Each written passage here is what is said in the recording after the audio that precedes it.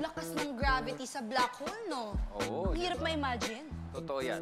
Pero may experiment ako para ma-visualize natin lahat, pati mga I-believers natin, ang lakas ng gravitational pull ng black hole. Ito lang mga kailangan natin.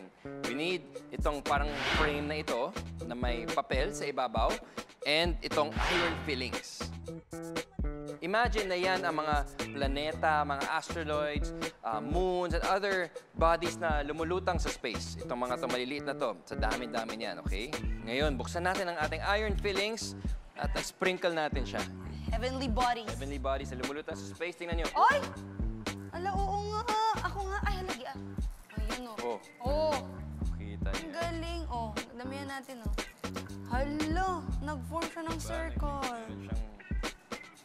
Kahit saan mo tinapon yan, nahatak siya pag near enough siya. Ayan. Grabe yung gravity. So, nagtataka ka ba kung ano yung nilagay ko sa ilalim? Ano ba yun? Okay, yan ang tinatawag natin na neodymium magnet. Neodymium magnet. So, parang... Grabe. See, hindi na nga siya Diba humihiwalay. yan? Oh, Ganyan nadadala pala pa siya. kalakas yung force ng black hole. Grabe, nahihigop niya lahat. Oo, parang ganyan, pero times infinity ang lakas. Pero gets mo yung idea niya.